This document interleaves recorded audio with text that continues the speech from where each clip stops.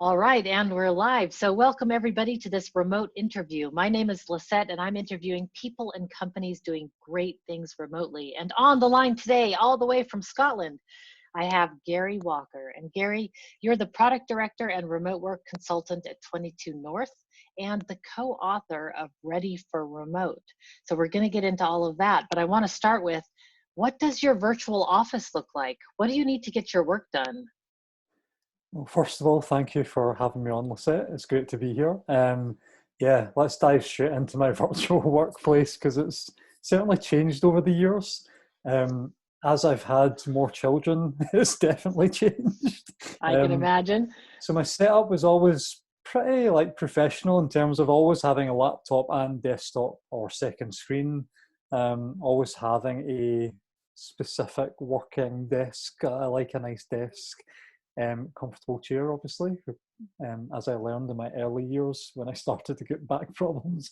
In my 20s, I thought it was worth investing in a chair that wouldn't cause me any issues. But yeah, for me, I know a lot of people talk about acoustics and stuff. For me, it's just being super comfortable in my space, being surrounded by things that in moments where I want to just step back or take some time to reflect, I'm surrounded by nice little things, like whether it's memorabilia about my youth, like in Formula One cars, or pictures of my wife, my kids. And yeah, in terms of how it's changed, I used to have a nice sofa where if I was on video calls, I could just sit back, relax, and do the video calls. I now have a bed beside me. It went from a sofa to a bed. Yeah, yeah. You're like, I really need more comfort. Oh, yeah. That was driven by children and bedroom space, and we always like to have a spare room, and we're very fortunate that if guests come over, which isn't right now during COVID, but yeah, we substituted the sofa for a bed. Otherwise, though, the office has stayed pretty similar over the years. Like, I like to change about the desk every now and then and move the room about because I think it's something that goes back to my youth when I think most people are the same. You always like to change your bedroom about and make it fresh and new. So yeah, I'm still doing those sort of things every few months, which is strange, but yeah. You're not alone there. I interviewed another guy, Michael Slawinski, who actually does it every year. He kind of takes Yeah. restock of his office and does a retro and says, okay, what's working, what's not, what do I need to change up? Yeah, So totally. And I think it's really nice. Even just the angle of where the window is and the different view that I've got. And yeah, I'm kind of one of these people when I'm doing sort of creative work, I like to have just new ideas, new spaces, and it just gets my mind going. So, but yeah, in terms of the main stuff, traditional speakers, good webcam, desktop, laptop, good earphones. I still use wired earphones. I did go Bluetooth for a while, but I always found the latency sometimes was difficult. So yeah, I stick to the good old-fashioned wired earphones as well. So yeah. yeah, but it works. Now, you mentioned something that's interesting, which is you have a second screen. Yeah. And a lot of people, I've been telling people a lot lately that a second monitor when you're collaborating online with people can be really useful. So Yeah. that one, you can see people when you're on a video call, you want to see them on one screen, and then you want to see your material that you're discussing or collaborating or whiteboarding on a different screen. So you don't have to, so you can, it just makes it more comfortable. But what do you use your second screen for? Why is it important for you? Yeah, so a few reasons. That's one reason, which I really believe in. I think what I've always been careful of is, in the early days, I would sometimes get sucked into it if I was on a meeting and it was more and when I used to work in permanent organizations, like incumbent businesses. I think it's like anything, when people go into meetings, how present are they within that meeting? And are they actually doing the other activities? So what I found in the early days was it was actually detrimental, where right, okay, actually I can get this piece of work done because this part of the call isn't that critical to the piece that I'm doing, which I've learned over time and just through, I started meditating 5-6 years ago, and I've really found that presence brings so much value and so much more productivity and creativity. So that was the early days. It was more like, right, this will allow me to be on the video calls, but also do some additional work. But also, yeah, when I'm doing design work or collaborative work, over the years, it's became when I was on a call the other day, we were on a video call and we were all collaborating on Mural at the same time. So I had Mural, which is a collaboration tool, up on my main kind of large screen, collaborating on that while I was on the video with the rest of the guys. So yeah, for that reason, it's great. And also, like, I use it a lot for research, which is weird, but I just like a big screen where I can like dump stuff, and I'm like shooting between, like I can have maybe 3 or 4 things up on the screen at one time, and it facilitates my kind of research. I love those kind of little moments where you kind of go in and you go down a rabbit hole and you find some other stuff, and it's really good for that. So yeah, it's multi-purpose. It does a lot of things. Yeah, there's like nice to have the real estate, like we Yeah, just want to like compare things or just yeah, and again, it's like it comes down to like you have to be fortunate to be in a position to be able to have like additional screen and even the space. Like even having a home office, like I know how fortunate I am to have that. Like, so a lot of people don't. But yeah, for me, like if you've got that, it's just trying to maximize, like tailor it to what works for you, and that definitely fuels my kind of creative, curious side, is having a larger real estate to be able to fire lots of things up and dive in and out. So yeah. Yeah, no, I think there's a lot to be said about how people set up their own workspaces in terms of productivity. And one of the things you glossed over, but I think is actually super important, is being comfortable in your space. Like having a nice chair, because as knowledge workers, we're sitting a lot. You can have a sit-stand desk, of course, but like a nice chair, an ergonomic keyboard. I think those things, people, I think it goes a lot longer or a lot further than people really think. Oh, 100%. And then there's the whole part around companies who are sort of enabling people to work from anywhere. Like actually, and I know there's a whole delve of new organizations out there that are really looking at the ergonomics and actually the health and safety of people's home offices and the chairs that people have got. But yeah, I mean, I got to that point through a painful, um, couldn't, yeah, had some right hamstring problems for a while, and I was wondering where they were coming from, and it was just literally my seat. So like, it was so poor. So yeah, but I've spoken to colleagues, like some of my friends, they work for even progressive companies at the moment, and the amount of people that are having issues with back problems or leg problems is really accelerated during this period, during COVID, because they don't have the right setup and they don't have the comfortable chairs, but also the organisations haven't really equipped them for that either. So, yeah, totally agree. Yeah. It's understated. So, Yeah, and fair enough with the organizations. I mean, we all became remote workers overnight in many people in the COVID yeah, situation. So it's not a lot of time to get your employees set up absolutely. with all the stuff. Yeah, Yeah, absolutely. indeed. So I want to talk about your work at 22 North, because when I read about what you were doing, you were saying that you're helping companies to embed digital transformation and remote working practices into organizations. What does that mean exactly? Yeah, so I think one of the big things that I've seen over my time, so I've been kind of working remotely for 13 years, and a lot of that was originally kind of freelance consultant stuff, and then it was kind of building and leading like remote teams, whether it was product development and stuff. But the work that I was seeing inside organizations were that a lot of them were technology led. It was all about the tool, and one of the things in the mantras that I've always been very big on is that the tool is not the goal. The tool will enable you, or the technology will enable you. So when I talk about mindset or practices or digital working practices, it's to really step back for those organizations and understand, well, let's just not throw technology at these problems. Let's try and understand fundamentally, what are you trying to achieve? So whether it's starting to do some research and some exercise around the business to understand the jobs to be done. So the jobs to be done is a kind of methodology that Clay Christensen sort of crafted back in the early 2000s when he wrote The Innovator's Dilemma and then The Innovator's Solution. But it's really stepping back from what people trying to achieve here. And then the kind of easier part is then mapping that to a tool. There's always a tool that can enable you to do something. So for me, like embedding those practices was getting those organizations and working with them over the last couple of years to identify first, what's the maturity of the business. So evaluating things like their culture, their ways of working, the tools that you already use, trying to understand how easy it is to collaborate digitally. And measuring collaboration is a really difficult thing, because if you ask someone how collaborative you are, they're always going to say that they're very collaborative.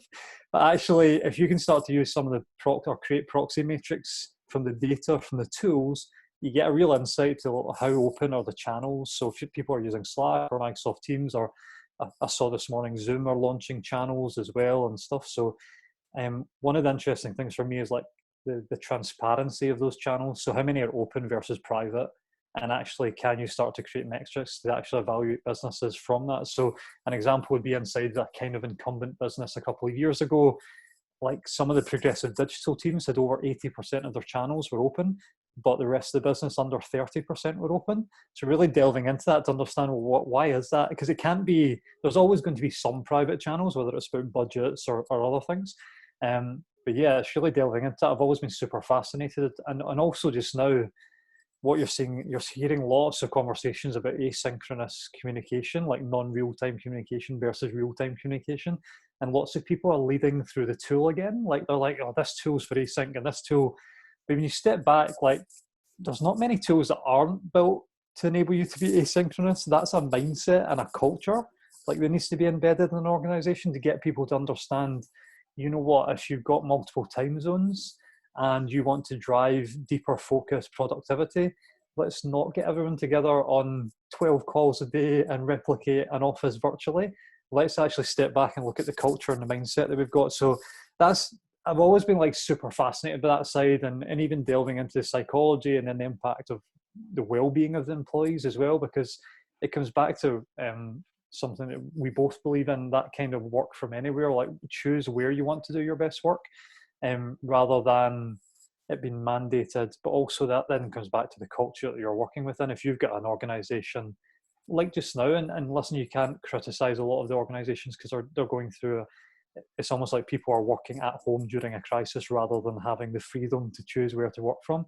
But you're seeing a lot of incumbent organizations replicating what they do in the office, and that's certainly not the right approach, because I've heard a lot of people who are burning out, exhaustion of going meeting to meeting to meeting, but doing it virtually while they're trying to homeschool or look after their pets or look at like all these different things, the anxieties they're going through. So yeah, the work that I was kind of gearing 22 North and myself towards was much more, I don't want to go in and tell these people, oh, here's 365 from Microsoft, or here's Slack, or here's that. It's actually, okay, like, how are you collaborating at the moment digitally? Like, how are you like communicating digitally? Let's focus on those and the culture, and let's lead through that. Because like I say, you can always map a tool or a technology that then supports it. But it's a difficult one, because I think it's one of these things that a lot of people gravitate to shiny tools and technology, and they become a little bit obsessed with that. And don't get me wrong, there's lots of stuff I'll get involved in, I'll look at and I'll be like, oh my God, that's so awesome, I'm going to play with that. But if you look at some of the greatest innovations, they've not come from how are we going to use that technology. It's like people who are trying to just solve a problem and then they get technology that then supports them to do it. So yeah, we get really distracted by the tools, and I'm a tool junkie myself. yeah. Like I just can't help it. I like to do it, and then I get excited about it. And so then in my workshops, people are like, "Oh, it's just so many tools, but we're not allowed to use it." And I keep thinking, I didn't get the message across that it's not about the tool, it's about the behavior you're trying to, that the tool should be enabling. Yeah. And in terms of changing people's mindsets in organizations. So you mentioned that you measure collaboration, but that, it's a real culture change when people are starting to go remote. What are some of the first things that you do when you come into an organization just to deal with mindset or to?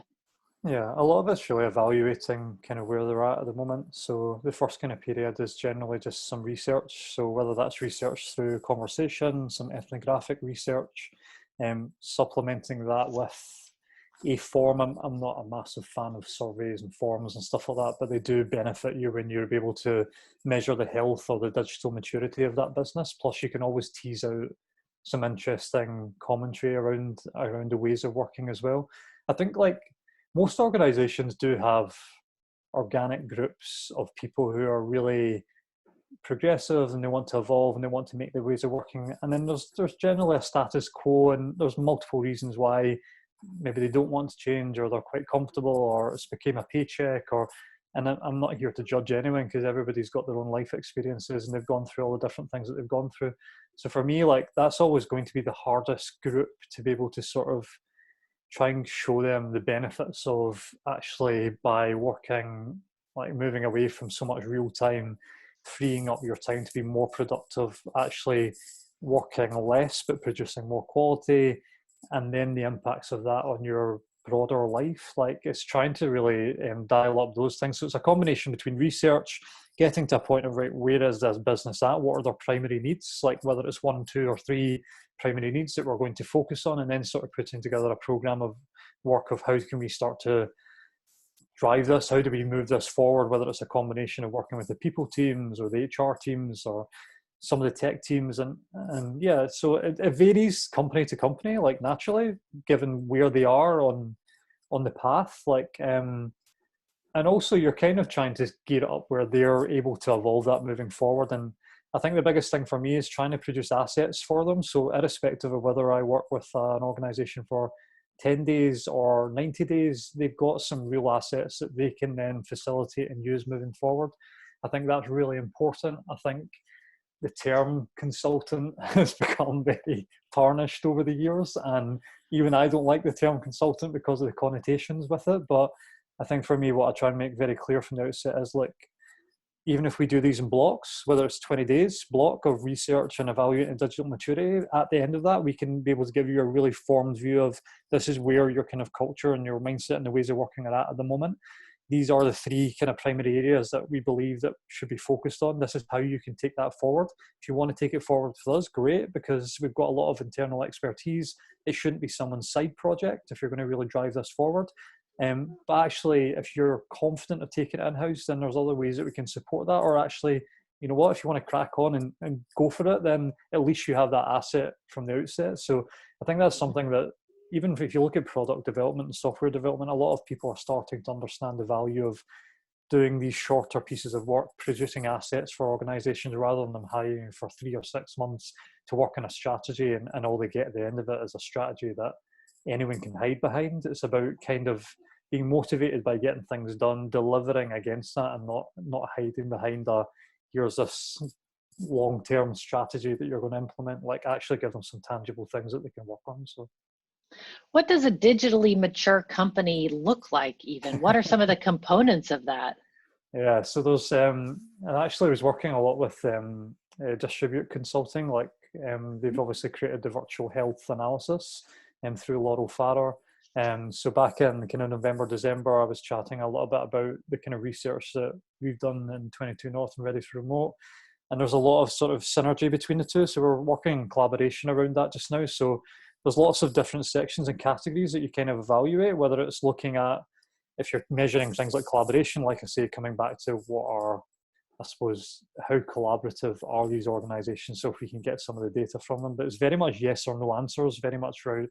And there's some controversial ones in there. So if you're evaluating culture, you may ask, and you want an anonymous, honest answer, but does your company value visibility over productivity? It's cutting close to the bone, but the reality is that starts to straight away be quite a red flag to, yep, that they're very focused on real time, they're very focused on meetings. But there's, I mean, you're talking kind of 50, 60 questions which are building up a case, and they're categorized by trust, clarity, transparency, the ergonomics of it as well, which we touched upon earlier, the economics of it as well, and the climate aspects. And those are all individually scored, which gives you the overall score of what is the health. So traditionally, we would sort of say anything above 75% is actually pretty solid. It's pretty healthy, like as an organization. Below that, like there's obviously different categories, but the beauty of it is you can really pinpoint each specific category to say, you know what, there's a big problem in trust, like across this organization, but given the insight that we've gathered. But that's only one piece of that jigsaw, because like I say, you're also talking to a lot of people outside of the kind of survey gathering information. You're doing the ethnographic research. Like anything, like you're immersed within that culture, like you're only getting one view of it. So yeah. So you've mentioned a couple of times this whole split between asynchronous and synchronous behavior, of course, because, and it's exactly what I've been seeing. In fact, I came out for lunch the other day to have lunch in my front yard, and my neighbor came out and he was just like, I've been in Zoom calls for, like all day, every day for the last 2 weeks since we went, working from home. And then I started hearing it everywhere. So it seems to me like really part of a mature organization is figuring out, how do you split out the asynchronous versus the synchronous? I mean, in every organization, to me, it seems like they're going to have a different percentage of what they need. It's like some are Well, 100% asynchronous, like woohoo, go them. But a lot of people like the meetings, or like they like being. So so I don't know, balance, just yeah, balance yeah, is really important for me. Like I'm not, I will openly and honestly say, like I love the value of asynchronous communication, but I believe it should be 100% no, because I believe that things like one-to-ones and the power of, yes, it's through a video, but being able to see the elements of what you can pick up through body language, connecting, also understanding that everybody's different. Like, so although certain people might have great circles of friends and social activities, like a lot of other people don't. Like, so yeah, I think it's finding a balance. I think the balance should be tipped more towards asynchronous, don't get me wrong, but I do think there's a balance. I think where organizations are struggling at the moment is just what I touched on earlier, that replication of the office virtually. And don't get me wrong, it's because they've not seen it from any other angle. So like when they're looking at how digital tools can enable us to work differently, they're just simply applying the digital tools to how they work in the office and replicating it. They're not factoring in actually, if someone's not available readily, how do we start to support them by whether they're doing a meeting and they're recording the meeting and they're pushing it out, or whether they're doing some collaboration sessions and say, hey, let's collaborate asynchronously, so that from a time zone, or if people do have kids or pets or other things, they're not feeling the anxiety and the pressure to be there. Also, when you think about chat windows, so a lot of people are using things like Slack and Teams and Zoom. It's like this conveyor belt of information, and a lot of people are having these anxieties of, oh my god, like if I miss something, so they're like, if people aren't on meetings, a lot of them are just reading through this information because they feel this pressure by the organization to keep up. So yeah, it's trying to shift and trying to guide the enlightened leaders within those organizations. And I say enlightened leaders because there's a host and a raft of managers and businesses who wrongly wouldn't want to change because they won't look above what their role could become, which is much more exciting, because their whole role is predicated on interrupting people and reporting status of people. And so yeah, there's going to be a balance there. There's going to be a lot of a lot of debates and political conversations inside organizations. But if these enlightened leaders, especially the people at the top, can just see little bright spots that are happening at the moment, and they can really start to experiment and start to say, you know what, there is something here. Like I noticed last week, the Barclays CEO wrote a piece, and he said, you know what, the last couple of weeks I've been wondering if putting 7,000 people in one office is the right thing to do. And like all of us are like, yeah, no shit, Sherlock. But the reality is these people haven't been exposed to this before. So that's an enlightened leader who's sort of, and people might say, well, how can it be an enlightened leader if they were making 7,000? But they're enlightened because they're using this time as an opportunity to say, you know what, actually we can do this differently, and what are the benefits here, and how do we start to support people? So yeah. yeah. I mean, at the moment, we're going to be in and out of lockdown for who knows how long, right? Yeah. Until if a vaccine can be, if and when a vaccine is developed, so organizations are really going to have to evolve now or not survive. And I it's a mean, question of how many people feel comfortable going back into an office as well. I don't know. What are your views on also, that? Like I people wouldn't are go, what? not at No. all, not at all. When I see the stories of what's happening to people with this virus, no way, man. Yeah, and I think like a lot of people will be thinking, "Oh my God, right? Actually, I want to On the other risk hand, when getting your back in." my livelihood does not depend on me going into an office. So if my Yeah, livelihood were to depend on it, and that of my children, that I don't have, but I'm assuming if you have kids, like you want to keep them alive.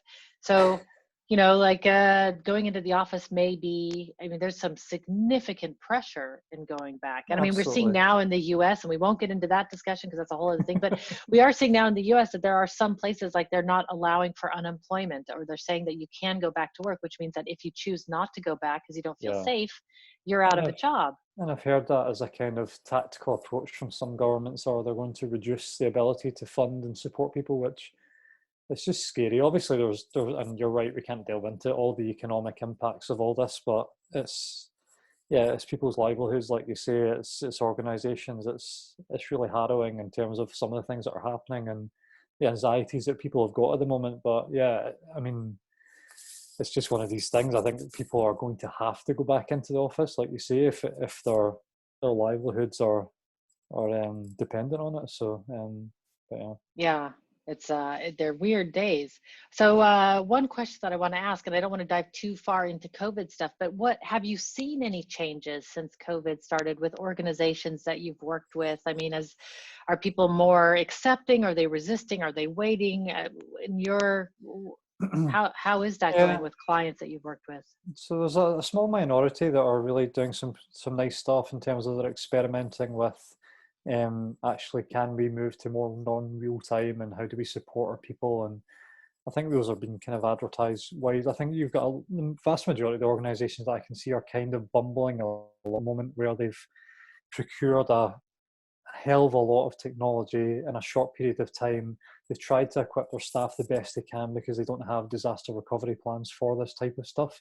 And they're hoping this is a very temporary period where they can just get by. And I think that's where the replication of the office is happening so much. But I think what you're now starting to hear a lot more in the last couple of weeks is this burnout, this exhaustion of, and I think that's now starting to trigger questions of, you know what, like actually this might go on a lot longer than we first anticipated. So how do we step back here and reevaluate some of the things that we're doing? And actually we can't just simply replicate the office. So yeah, it's a mix of different things. I think the majority sit inside that replication of the office. You do have some nice bright spots where people are doing some smart things. I think there's another aspect where you're seeing a lot of people who were very anti enabling people to work from anywhere are now all of a sudden full beans in, and they are championing it, and they're saying that their company was always set up to be remote, which is providing my comic relief when I need it. There's a I lot do. of, there's a lot of experts. Like I don't think, like I've never seen so many LinkedIn profiles change their expertise in the last 6 weeks. And you know what, for like me, like, so I've been doing this 13 years and like I'm passionate about making, I think the biggest thing for me with remote work is the wellness and the work-life balance, and like being able to just impact small groups of people who can then start to live their life in a better way, like is the main thing for me. So just now I'm certainly not an opportunist. I'm not someone who's out writing. I mean, the content that I've written, hopefully in the past, will stand the test of time. And when people come through the curve of becoming exhausted with the experts who have just and the enthusiasts, I would say, and they start to look for the more experienced stuff, then people like yourself, myself, the guys that distribute are doing some great stuff. I mean, that's the kind of content that stands the test of time, and I think those enlightened leaders will then hopefully then come along and land and start to see through some of the stuff that's out there. I mean, at the moment, there's a lot of sound bites. There's not much context to them.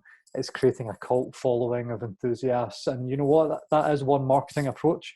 It just doesn't sit comfortably with me, to be quite frank, because yeah, principles like, growing up, what have been embedded into me from an early age. So yeah. Yeah, yeah, indeed. So speaking of content that you've written, I want to talk about your book, Ready for Remote. Why did you write it? And take us through a little bit about what's in it. Yeah, sure. So Ready for Remote was something that over a long period of time, like most people who are super passionate about topics, they usually write blogs or social media posts, and they are going through difficult experiences, and like it's cathartic sometimes to write about these things. And for me, that was very much the case. So I always found myself writing Medium articles, and it wasn't always necessarily about remote work, but it was about ways of working and things I was seeing and meeting cultures and all these different types of things and challenging the status quo. And my friend Matthew Goddard, who's the co-author. So Matthew and I started working together a long time ago. So I was trying to count up the years there, but it's been a long time. So Matthew's a great guy. And he was also working remotely, but we came together in an organization about 7 or 8 years ago. And it was at a time when I was like, I've been working remotely, and I was like, you know what, we're building these new products. Let's look at this from a different lens. Let's experiment and build up fully remote teams inside an incumbent organization, and let's see how we can start to like experiment down this path. Let's start documenting it. And it wasn't with a view of we want this to be part of a book. Ultimately, it was about like anything. Like when you look at what you started to where it gets to, it's completely different. And you can then maybe start to tease out some of the lessons that you learn. Not just, I'm a big fan of when you go to keynote talks or when you read books, I love to read about the challenges and how they've been overcome. I don't really want to read about this was amazing and it was so perfect, and that's just not Yeah, realistic. Yeah, totally and not relatable either. I'm like, because what am I yeah, doing wrong? no, totally. Like, and like my time, the first 18 months of building out those remote teams inside an incumbent, I wanted to quit probably about 20 times. And the same thing to do would have been to quit. But I was so passionate about what I was doing, that I was having that level of insanity, but also the teams that we were able to build and the ways of working that we were able to sort of craft. And it wasn't like we took one plan and let's just implement this. It was like taking small pieces that we thought would work, tweaking them, talking to the rest of the business. But it started as gather a dossier of this is really interesting. A lot of people start remote companies from scratch, or they've been in a progressive organization that have tried to implement flexible working. I hadn't really read about many that had been in a very office-based incumbent who had built out remote teams, which then started to impact the wider ways of working. And then we started to take those people on a journey in an organization with 12,000 people. So yeah, it was, and the view from my perspective was how do we lift some of the blogs, some of the articles we've written, some of our thoughts, how do we put them down in a really small kind of coffee table type thing that you can pick up, read a couple of chapters, flip it down. I mean, it isn't an intensive book by any matter. It means you can read it in about an hour. Like it's Great, very, even better. yeah, it's kind of quick sketches, kind of how we built out the teams, the culture, the stuff that we focused on, what were the challenges, talking about people that are coming from incumbent organizations into a company where, for me as a leader, it was about aligning my people, giving them the clarity of what we're working towards, but giving them the autonomy to go and figure out how we solve these things. But what was really fascinating, and I invited Stephen. So Stephen was, well, his title was kind of like an adoption evangelist. It was about sort of driving and generating people to adopt different tools to support them to do different jobs. But he was from Baltimore. He'd worked inside the incumbent in a corporate for a long time.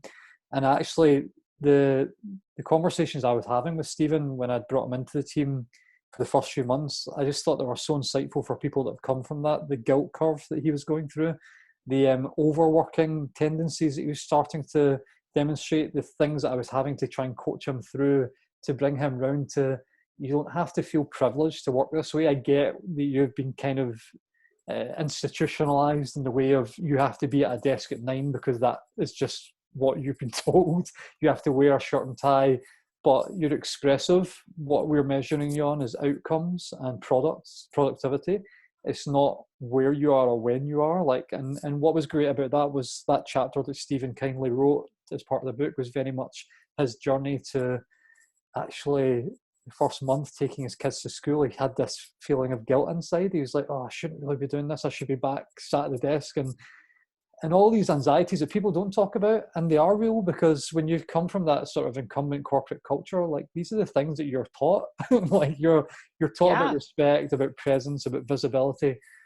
So that was really powerful, and I wanted to get those things inside the book. I also wanted to talk about wellness, and I wanted to talk about the fact that, I mean, a lot of remote working, you'll know yourself through the surveys, and everyone talks about isolation and loneliness, but for me, I look at it through a different lens where, like, I mean, I've been at times in my life where I've felt lonely in a room of 1,000 people. So it doesn't mean because of my remote worker, I'm lonely. So it's really delving into, well, actually, what are the kind of things that people can do that are a bit more deliberate socially, but they'll certainly not diminish the social aspects of remote working or working from home. So like really dialing up the local communities and how you can get involved in those, looking at things like meditation, or, and it might not be meditation, it might be other things, but starting to look at all the different sort of supportive things that probably a lot of people don't talk about. I mean, in readyforremote.com, which was something that came off the back of the book, one of the things I was keen to put in the toolkit, which is a wellness section very much geared towards, these are all the different types of things and products that are trying to support people in terms of whether it's Calm or Headspace for like meditation delivered through an app, or whether it's Smiling Mind, or I mean, even Center, which is an app for doing workouts at home without any equipment, and they've got meditation built in. So I've always been super passionate about that side of it because those are the real benefits that you get from being able to work from anywhere. But it still takes a lot of training, a lot of coaching, a lot of like, and don't get me wrong, I had times where there was weeks and months where I would feel quite downbeat at the start and when I used to remote work. So I think it's just like anything through like your own life experiences, your experience from a working, you're trying to just put that on paper that maybe people might just resonate with it. They might get some sort of guidance from it. And yeah, the feedback like off the playbook's been great. Like I'm not one for being put in the spotlight. So like whenever people were writing stuff, I always felt like really like it was just humbling like to read some of the stuff that people have said. And I know you've got a great book as well, and it must be the same thing. Like when you have Oh, people take scary as hell. yeah, it's not only that; it's just people taking the time to write something. Like it's really nice and it's so kind, and it definitely seems like Yeah. the feedback from it has been useful. But like anything, it was written 2 years ago, so like already I read. I don't go back and read it, but I know there's parts I would love to rewrite.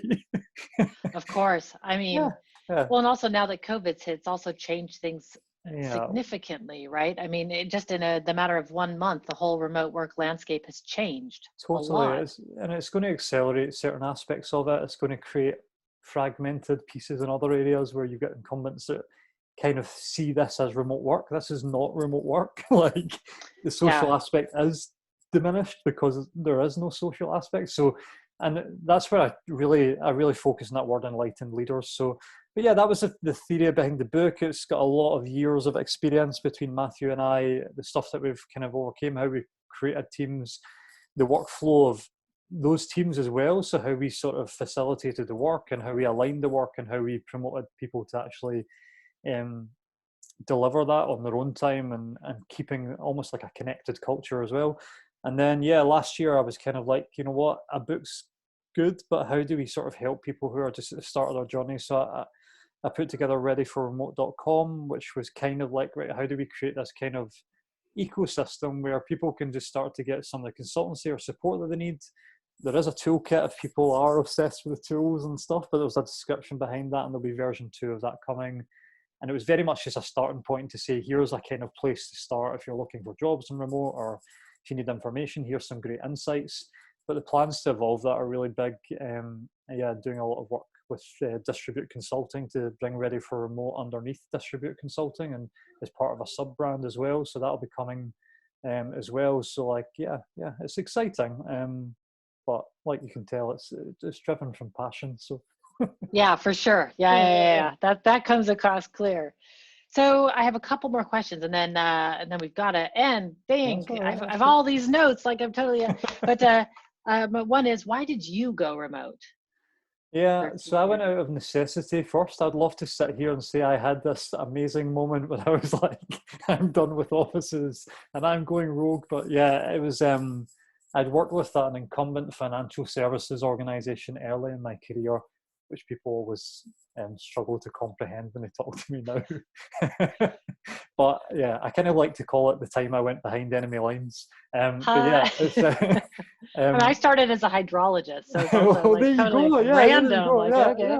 what was But that's that? what's so cool. It's all these little stories and yeah, segues. So, in necessity, I was at a point where I wasn't enjoying what I did.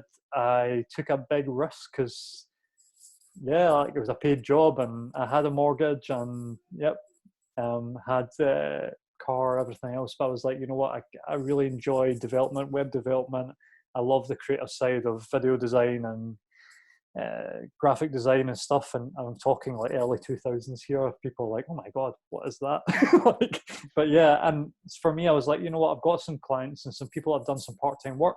I'm going to go and do this and give it a real crack and do it kind of freelance at a young age. I was totally naive, like in terms of Best time to do it. Otherwise, oh it's too yeah. scary. But I was totally naive. Like, I think I lasted full time about a year doing it, and then I went back into part time of doing it.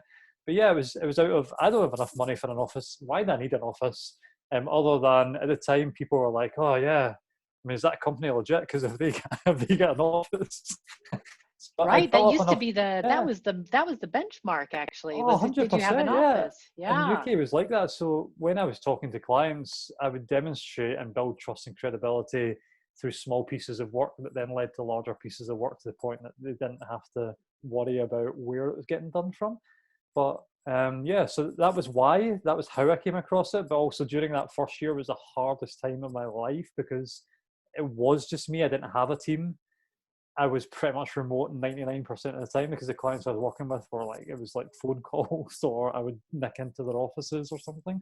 And that was like so challenging, like really challenging. So, which led to a lot of the stuff that I did in the future in terms of the way I would structure things. So.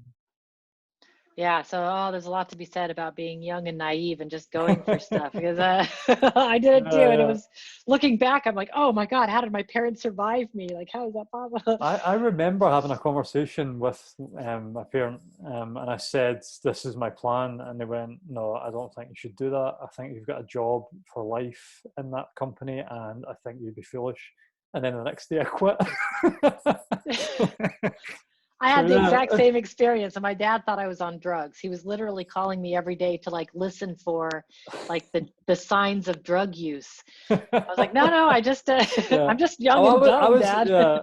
I had the advantage. I was out the home from 17, so I was already on my own. So yeah, that was the reason why I was like, you know what, I don't have to go home to house and argue this. So yeah, Right, I'm just gonna go do my thing. yeah. All right, so last question. Oh, second to the last question.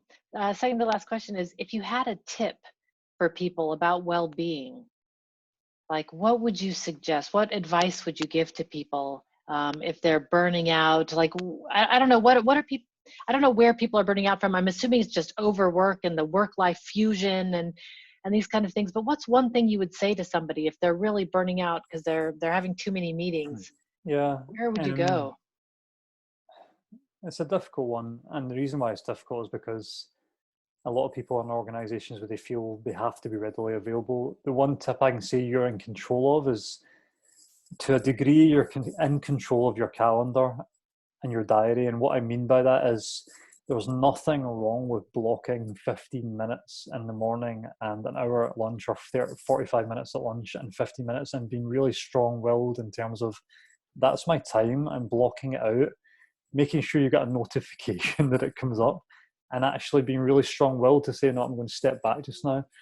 But that, it's like anything, like my journey to meditation and presence and self-awareness took time, it took effort, but it starts with, you have to start somewhere. And the tip that worked for me was that, like, I remember, just to add a bit of context, I remember being in a workshop, an offsite, about 6 months later, and everyone was talking about being burned out and everything. And I felt like I really need to share this story just now about how I blocked out my calendar. But I'm going to come across as a total arrogant twat when I say this, and they're all going to be, oh yeah, it's all right for you. But I thought it was important enough that I did say, you know what I do? Like, see, like every day, I have like 3 or 4 times in my calendar that's blocked out, and I don't move those meetings for anyone unless I can shift those times. And that is my time, and I take it no matter what, whether I'm taking it to do some creative work, whether I'm doing it to do something else, to change the environment I'm in, to do meditation, whatever it is, like that's something you're in control of. But it does take, and that's why I said at the start it's difficult, because I know a lot of people say, oh, it's easy for you to say, but like, come on, like, it's your diary, it's your calendar, surely you can put those things in. I always remember there was a guy who was a great mentor to me, John Hayes. He actually is a director of engineering now at Spotify, and he used to send me a feedback form every 6 months, which I always found really weird because he was like my boss. But I used to say to him, you could give so much more. And he used to come back to me and say, what do you mean? I was like, you just go from meeting to meeting to meeting, and you're so intelligent. The stuff you could be doing that is really productive, um, by taking control of your diary and doing that stuff. Like, and he used to laugh because I would do things like, Matthew was the same. Like, we were the first 2 people in an organization I put in out of office where people emailed me and it said, I will only be reading email between 4 and 5 on a weekday.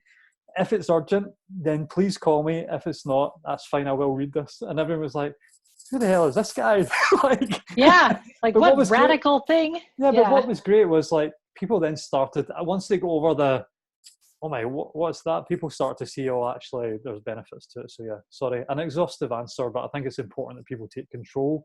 And then from that, it's just an evolution of whether you come across meditation, whether it's going out a walk, whether it's time for yourself, isn't it? Like, that's the bottom line. You need to give time for yourself, or you'll not be the best version of yourself for others. So, yeah.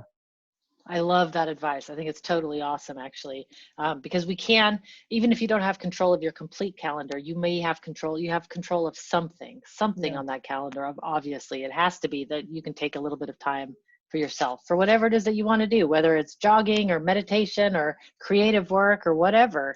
But Yeah, yeah, that's you great want to be advice. able to. Another thing for me is like whether you're a leader or not, you people will look to you if they start to see the benefits in yourself. If they start to see that you're fresher, you're more productive, you're adding value, they'll start to become curious, and that's really powerful as well for me. It's important that people start to make these changes, whether they're seen as rogue or not. I don't know. I don't know. I think all bets are off in the age of COVID at the moment. I think True, you can get away with a lot of experimentation at the moment. very Just, true, very true. I mean, everybody's struggling.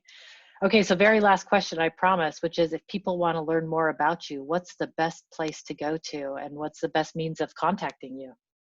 So yeah, readyforremote.com is something I kind of just promote because it's not necessarily about me, but it just gives people. So there's an insights page on there where some of the stuff I've written, but most of it is stuff that I pull in. I created a Pocket. I don't know if you've ever used Pocket, the app Mhm. Pocket. But yeah, I created a Ready for Remote Pocket. I created a Zapier, which then pushes the content into a CMS. So there's really cool insights from people that aren't just me in there, which is great. So readyforremote.com is a good place in terms of getting in touch with me. You can get in touch with me through there. The kind of services that I provide are on there. The products that I provide are on there. Twitter, I'm at Gary Walker, but the A's are fours. So replace the Okay. letter A with fours. It's at Gary Walker or at Ready for Remote. Is also on Twitter, Instagram at Ready for Remote.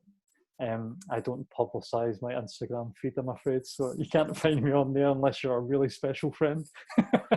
Yeah, that's Yeah, what speaking of separation of work life balance. Yeah, yeah, yeah, yeah, yeah. 100%. And LinkedIn's the same, so at Gary Walker, but the fours replace the A's. So yeah, that's where folks can get in touch. Yeah. Oh, sounds great. Well, thank you so much. I mean, I took copious notes today, and I'm hoping that you get a lot of traffic to Ready for Remote because it looks like a really great resource. I had a look and it looks totally awesome. So definitely check out Ready for Remote. And thank you so much for your time today. I really appreciate it. Yeah, it was a great conversation. I really appreciate you having me on. So yeah, thank you. It was great. Thanks. Until next time, everybody, be powerful.